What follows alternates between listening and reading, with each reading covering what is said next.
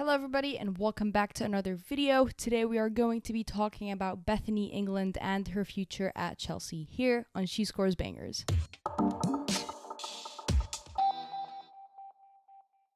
Now obviously we've just broken into December, which means we're getting closer into the January window, and it's quite rare for me to make a video specifically just about one person, but this one felt extremely necessary because the first thought that came to mind after the January window was Beth England. Now, there's at least a dozen players that I want to see go on a loan move during the January window from multiple different leagues. There's also a few clubs that I assume are going to get busy in the January window given the recent circumstances with some injuries, but the biggest one of them all, Beth England needs to make a loan move in January ASAP.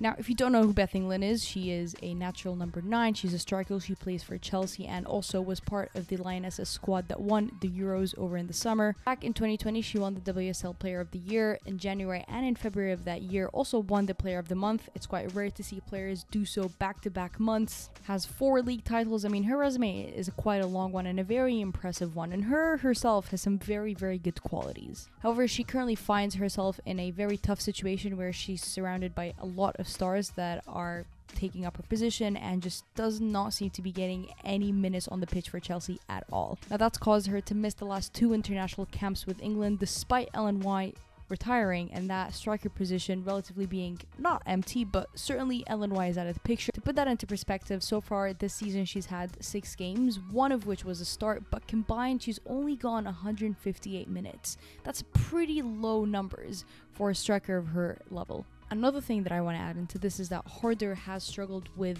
a hamstring injury from the start of the season. She came back for a few games but is currently also out with the same hamstring injury, but Beth England still cannot seem to get her minutes even with Harder out, so that kind of does tell you that there's at least 2 or 3 players ahead of England to get a start. Beth England is the type of player that is a classic number 9. She can finish in the box. Her movement is very fast and dynamite and often makes it a big challenge for defenders to mark her. Now last season during the March and April period, she was able to start 3 games, and during that period she scored 6 goals. And I think to better translate why she needs those starts, I wanted to compare her with number 9s that play kind of a similar physical style of play as Beth England. So I'm going to break down the stats of Bunny Shaw, De Silva, as well as Diani. Bunny Shaw is currently having an incredible season with City. She's currently tied with the most amount of goals with Rachel Daly at 8. On top of that, she's had 2 assists, has started 7 out of the 7 games that City's played, and does seem to be on very, very good form for the Manchester side. And in case you missed it, I'm going to repeat it. She's got 7 starts out of the 7 games. A sharp number 9 on form, getting those consistent minutes. Now compared to last season, she only started 9 games out of the 17 but scored 9 goals, which is not a terrible number at all. The biggest difference between last season, like previously mentioned, Ellen White is now retired. For me, probably would have started Bunny Shaw ahead of Ellen White every single game last season, but Gareth Taylor is a man of very controversial decisions.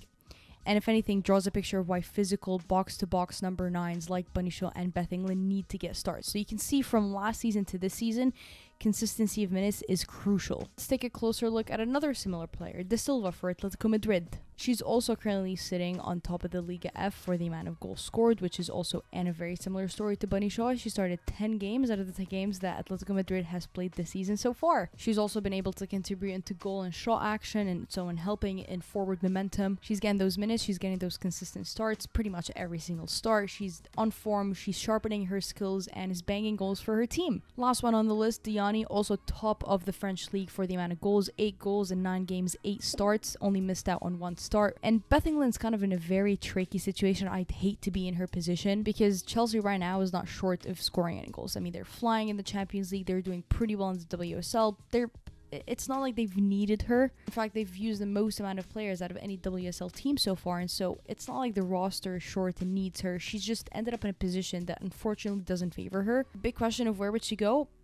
Anywhere. I mean, if you let anybody know that you want to send Beth England out on loan to get minutes and score goals, plenty of teams are going to be knocking on that door. This might be a little bit controversial because this is a rival London club, but I think Spurs would absolutely love to have a player like Beth England. They have a few forward players out with injury, and getting a player like Beth England that you're pretty much guaranteed is to score you goals it would be perfect match. And we've seen how good Drew Spence has been doing. Again, she, a Chelsea player, had a lot of talent, maybe not to the caliber of BETH England, but she's doing really, really well in Spurs. She's fit in perfectly and looks to be comfortable in the midfield. Maybe not very favorable to her name, but I mean, Reading, they have Deanne Rose that's currently sitting out with an injury. They're very badly lacking to win games and score goals.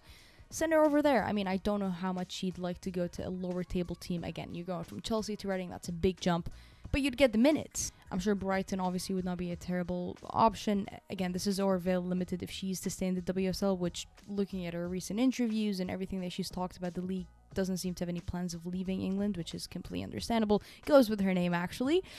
And this whole conversation really surrounds the fact that the World Cup is next year, and she's missed the last 2 international camps. You'd be getting a little bit nervous. Ebony Solomon has been able to get that striker call up, and I absolutely love watching Solomon. Obviously, the NWSL season just ended, but she was tearing it up that season. She's off season now, and it'll be interesting to see how Serena reacts to players that are off season, specifically players like Solomon, who were on form during the season. She called up during the international camps. What do you do now? Ellen White is obviously out of the picture. There's Russo in there. Hemp was played in the number 9 a few times, but again, Bethany England should be in that conversation. Within the WSL, I have no doubt that teams are going to be knocking on her door. She's going to get the starts, she's going to get the goals, she's going to get the minutes, she's going to stay sharp, she's going to pick up form and rhythm. It's always quite a shame to see a player like that kind of be wasted on the bench, because maybe not many people recognize how good of a player she is, but again, when she's on form, she could be scoring.